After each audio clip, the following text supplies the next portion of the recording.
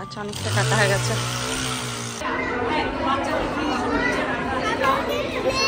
শাড়ি টাড়ি পরে যখনই কোনো বাজার দোকানে তুমি কি সুন্দর করতে পারো, কি সুন্দর করছো তুমি।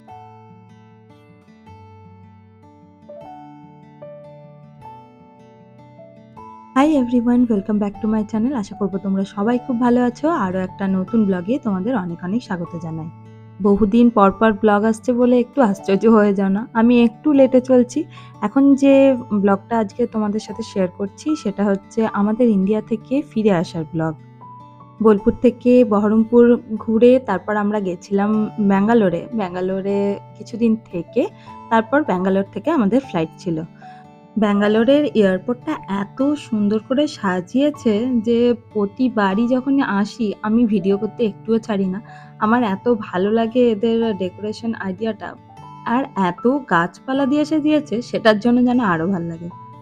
আমরা একটু আগেই চেক ইন করে নিয়েছিলাম, তাই বেশ ঘোরার টাইম পেয়েছিলাম। এদিক ওদিক অনেকক্ষণ ঘুরে ডোডোও খুব মজা করেছে। আমরা ফিরেছি ওই আগস্টের 16 তারিখ নাগাদ, মানে পৌঁছেছি এখানে 17 তারিখ, আর 18 তারিখ থেকেই ছিল আমার স্কুল। তো প্রচণ্ড হেকটিক যাচ্ছিল কয়েকটা সপ্তাহ, সেই জন্যই একটু পেছিয়ে পড়েছি ভিডিও দিতে। তাছাড়াও এত ব্যস্ততার মধ্যে দিয়ে দিন যাচ্ছে যে খুব তাড়াতাড়ি যে ভিডিও দিতে পারবো সেগুলো দিয়ে উঠতে পারছি না। ডোডোর জন্য আমি সবসময় প্লেনে যাতায়াত করার সময় কিছু না কিছু অ্যাক্টিভিটি বুক বা কোনো খেলনাপাতি নিয়ে যাই। তো এটা খুব সুন্দর পেয়েছিলাম এবার। এই বয়সটার জন্য খুবই ভালো। এটা হচ্ছে জল দিয়ে আঁকা, মানে পেন্টের মধ্যে জল দেওয়া আছে, আর যে পেজটা সেটার মধ্যে ওটা তুলির মতন বোলালেই ওটা কালার ফুটে আসে, আবার জলটা শুকিয়ে গেলে এই কালারটা চলে যায়। তো রিইউজেবল, আর এটা খুবই আনন্দ করে করছিল ও। তবে খুব যে জ্বালিয়েছে তা বলবো না, বেশ কিছুক্ষণ ঘুমিয়েছে ও। নিজেদের টাইমে ফিরে আসতে এত সময় লাগে এখানে এসে, তাও এবার খুব তাড়াতাড়ি হয়ে যাচ্ছে, কারণ স্কুল ছিল, কাজ ছিল, সেজন্য খুব তাড়াতাড়ি বলা যেতে পারে হয়ে যাচ্ছে। নয়তো পুরো প্রায় 1 সপ্তাহ তো লাগেই, 2 সপ্তাহ লেগে যায়। ফিরে আসার ওই সপ্তাহটা যে কি হেক্টিক গেছে আমাদের সবার জন্য, বিশেষ করে ডোডোর জন্য তো বটেই। ওই সকালবেলা উঠে ওর স্কুলে যাওয়া খুবই অসুবিধা হয়েছিল।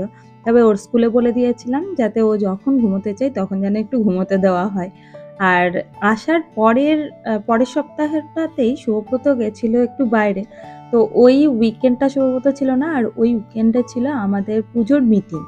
আমি আর ডোডো চলে এসেছি পুজোর মিটিংয়ে, আর সেখানে চলছে পুরো দস্তুর লুচি ভাজা।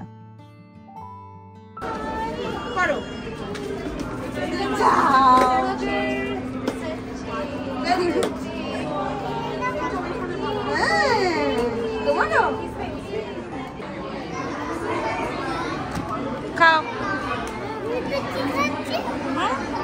লুচি খাচ্ছে, লুচি। ভিডিও যেহেতু দেওয়া হচ্ছিল না তাই খুব বেশি ক্লিপ আমি তুলেও রাখিনি। কিছু কিছু ভিডিও ক্লিপ আমি তুলে রেখেছি, যেমন এটা আর একটা উইকেন্ডের ক্লিপ তোমাদের সাথে শেয়ার করছি। ভাবে গেছিলাম তো দুধ বিস্কুট দিয়ে বসিয়েছি, সকালবেলা দেরি হয়ে গেছে না উঠতে, আজকে খিদে পেয়ে যাবে, এই জন্য দুধ বিস্কুট খাক, তারপর পরে অন্য কিছু করে দেবো। কাকে বলছি ভিডিওতে? ওই দেখ আঙ্কেল কেমন উঠছে। বাড়িতে বেশ কিছুদিন না থাকলে যা যা কাজ জমে থাকে, আসলে কয়েকদিন ধরেই দেখছি চালগুলোতে না পোকা হয়েছে। তো ভাবলাম আজকে বেশ কড়া রোদ উঠেছে, চালগুলো সব একটু রোদে দিই। আমি সাধারণত পোকা হলে সেই জিনিস আর রাখিই না, কারণ সেখান থেকে আরও চারিদিকে পোকা ছড়িয়ে পড়ে।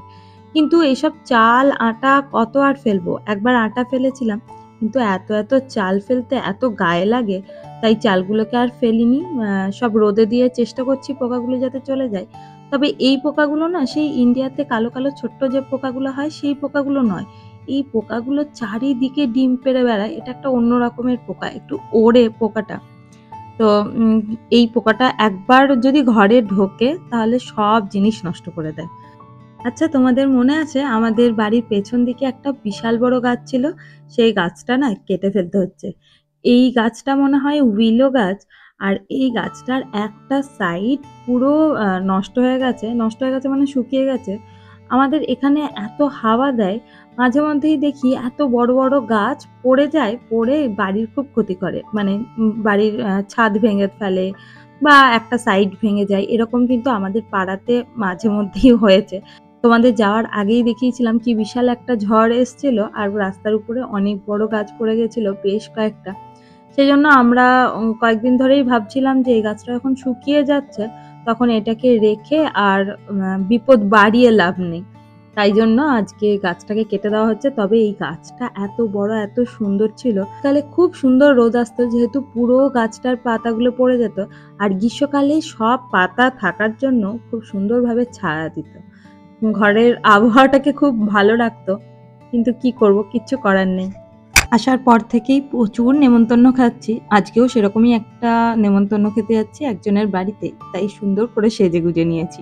এখনই কোনো বাজার দোকানে একবার বাজারে এসেছিলাম আর কি, যখনই আসি না তখনই এত কমপ্লিমেন্ট পাই এখানে। সাধারণত বেরোনোই হয় না শাড়ি পরে, একদম ডাইরেক্ট যেখানে নেমন্তন্ন বা যেখানে যাচ্ছি সেখানে যাওয়া হয়। আজকে হোম গুডসে এসেছিলাম, সবাই মানে 2-3 জন এসে বলে গেল তোমার আউটফিটটা খুব সুন্দর, তোমার আউটফিটটা খুব সুন্দর। খুব ভালো লাগে। কত কত হ্যাঁ।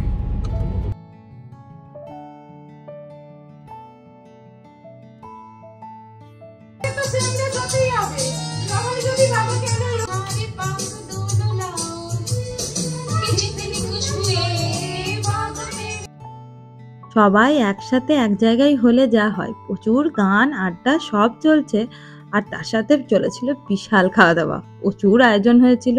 সেসব আর ক্লিপ তোলা হয়নি। যাই হোক, চলো আজকের ভিডিওটা এখানেই শেষ করছি। দেখা হবে খুব তাড়াতাড়ি অন্য একটা ভিডিওতে। আশা করবো তোমরা খুব ভালো আছো, সাবধানে আছো। দেখা হচ্ছে খুব তাড়াতাড়ি। টাটা।